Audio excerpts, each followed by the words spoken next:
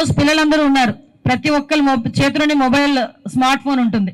Smart phone లేకుండా ఏమో ఇంట్లోని పెట్టుకుంటే పర్స్ అయినా తీసుకెళ్తామో తెలియదు, కానీ మొబైల్ మాత్రం ఉంటుంది. పర్సులు పెట్టుకోవడం మర్చిపోయారు, ఎందుకంటే phone pay, Google pay, everything in phone. మనం మామూలుగా మాట్లాడుతుంటే ఏదైనా అడిగేటప్పుడు నీ ఐడి నెంబర్ ఎంత, ఈ నెంబర్ అదేం కాదు, నీ పేరేంటి కాదు, నీ ఫేస్బుక్ ఐడి ఏంటి, ఫేస్బుక్ లేదా, టెక్స్ట్ బుక్ లేకపోయినా అంత ఆశ్చర్యపోం, కానీ ఫేస్బుక్ లేకపోతే మాత్రం చాలా ఆశ్చర్యపోయే పరిస్థితులు ఈరోజు ఉన్నాయి.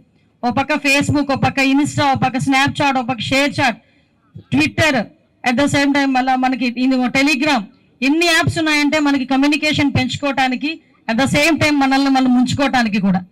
అంటే అన్ని యాప్స్ నుంచి మన తాలూకు ఇన్ఫర్మేషన్ ని మనమే ఇంకొకరికి బయటకు పెడుతున్నాం.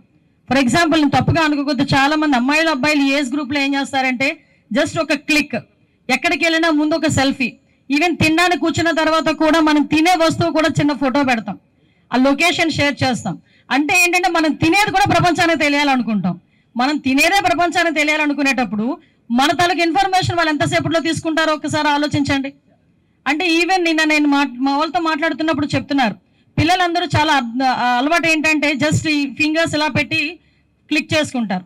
ఈవెన్ మన ఫింగర్ ప్రింట్ సంబంధించిన దీని రేఖల్ని కూడా వాళ్ళ ఐడెంటిఫికేషన్ చేసుకున్నంత జూమ్ చేసి దాని నుంచి కూడా మన తాలూకా మొత్తం బయోడేటాని అంతటిని పక్కకు తీసే పరిస్థితి. అంటే ఇది చెప్పుకోవడానికో వినడానికో కొంచెం జోయల్గా ఉండొచ్చు, అవునా ఇంతలాగా చేస్తున్నారా అని అనుకోవచ్చు, కానీ దీని ఇంపాక్ట్ ఎంత పడుతుందంటే మీలాంటి చిన్న చిన్న పిల్లలు సూసైడ్లు చేసుకునే పరిస్థితి వస్తూ ఉంది. మా దగ్గరికి చాలా కేసెస్ వస్తాయి. అమ్మాయిల ఫోటోలు ఒకసారి ఫేస్బుక్లోనే ఎక్కడో ఒకసారి మీరు అప్లోడ్ చేస్తారు, అప్లోడ్ చేసిన వెంటనే మీ ఫొటోస్ని మార్ఫింగ్ చేస్తారు. మీరు కనుక వాళ్ళకి సంబంధించిన డబ్బులు ఇవ్వకపోయినా, వాళ్ళు మిమ్మల్ని ఏదైనా అబ్యూస్ చేసినా బయట కూడా చెప్పుకోలేక, ఆఖరికి ఇంట్లో వాళ్ళతో చెప్పుకోలేక, ఫ్రెండ్స్తో చెప్పుకోలేక, ఎక్కడ అవమానపడతారో, ఎక్కడ మమ్మల్ని తక్కువగా చూస్తారో అని భయపడి సూసైడ్లు చేసుకునే పరిస్థితి కూడా చాలా కేసెస్ మేము చూసాం. ఇప్పుడు ఇందాక సిపి గారు చెప్పారు, దగ్గర పర్ డే మాకు తెలిసి ఒక 5 to 6 కేసెస్ వస్తాయండి, అంటే ఒక విజయవాడ పరిధిలో. అటువంటిది స్టేట్ లెవెల్లో ఎన్నో వస్తాయో ఒకసారి ఆలోచన చేసుకోవాలి. ముఖ్యంగా ఈ పిల్లలందరూ కూడా చదువుకునేటప్పుడు 5,000, 10,000 అవసరం అయ్యి ఈ లోన్ యాప్స్లోకి వెళ్తారు. ఈ లోన్ యాప్స్లోకి వెళ్ళి వాళ్ళు తీసుకొని ఒక చిన్న ఇన్స్టెంట్ డబ్బులు అంటారు, మాకు వస్తుంటాయి మెసేజ్లు, నాకు మొన్న ఎవడో పెట్టాడు 50 లక్షలు ఇన్స్టెంట్ లోన్ మీకు శాంక్షన్ చేశానని. అంటే వాళ్ళు ఇన్స్టెంట్ లోన్స్ అని చెప్పి మీ దగ్గర నుంచి మీరేం చేస్తారు, డబ్బులు ఉండవు, అమ్మ వాళ్ళని అడగాలంటే భయమో, లేకపోతే అమ్మ వాళ్ళ దగ్గర ఉన్నాయో లేదో అని బాధో ఏంటో, వాట్ ఎవర్ ఇట్ మేబీ, మనం ఈజీగా కట్టేద్దాంలే తర్వాత అని ఒక 10,000 20,000, ఎక్కువ కూడా కాదు మీరు తీసుకునేది, ఒక 10,000 20,000.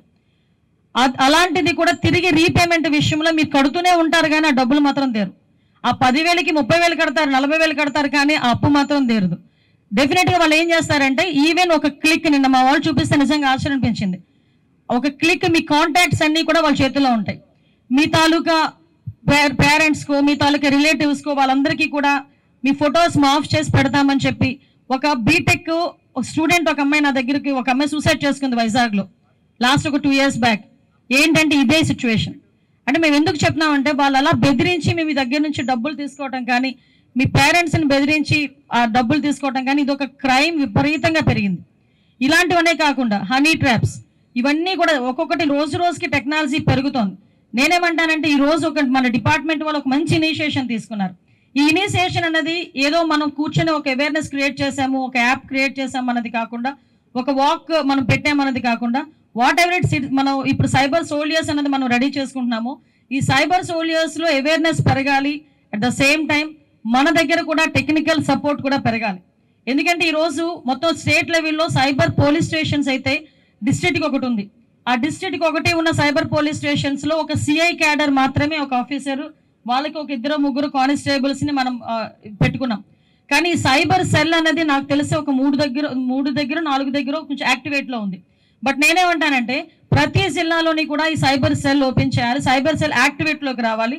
ఈ సైబర్ సెల్కి సంబంధించి సైబర్ పోలీస్ స్టేషన్లో కూడా మనందరం కూడా ఒక అఫీషియల్గా టెక్నికల్గా సపోర్ట్ చేసే ఒక టీమ్ని రెడీ చేసుకొని, ఎస్పెషల్లీ సైబర్ క్రైమ్, మనం అనుకోవచ్చు రోజు రోజుకి క్రైమ్ పెరుగుతుందంటే ఈ సైబర్ క్రైమ్స్లోని ఉన్న వ్యవహారంలోని గాంజా కూడా, డ్రగ్స్ కూడా విపరీతంగా పెరుగుతున్నాయి.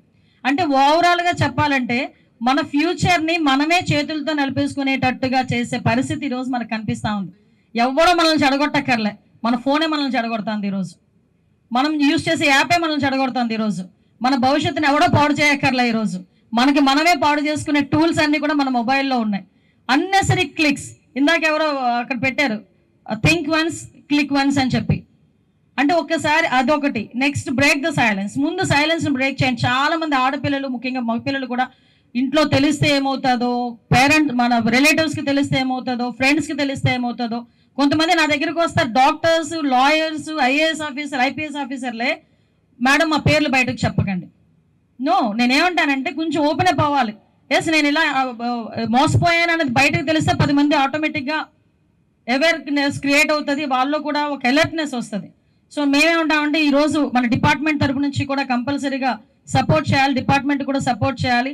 వాళ్ళకి కావాల్సింది ఇందాకే అన్నారు, మనకి central cyber crime coordination team కాదండి, ఒక state cyber crime coordination team ఏర్పాటు చేయాలండి. దానికి ఆ దిశగా ముందుకెళ్ళాలి మేడం అని చెప్పారు. డెఫినెట్గా ఆ విషయంలో మేమందరం కూడా సపోర్ట్ చేస్తాం. గవర్నమెంట్ పరంగా మీకు సపోర్ట్ చేస్తాం. ఎట్టి పరిస్థితుల్లోని ఇప్పుడు వరకు అయింది ఒక ఎత్తు అయితే, ఇదే అంటారు prevention is better than cure. మనం అయిపోయిన తర్వాత ఆ డబ్బులు ఎలా తీసుకురావాలి అనే దాని మీద కన్నా అవ్వకుండా చూసుకునేటప్పుడే మనం ఒక సక్సెస్ఫుల్గా స్టోరీస్ మనం రన్ చేయాలి.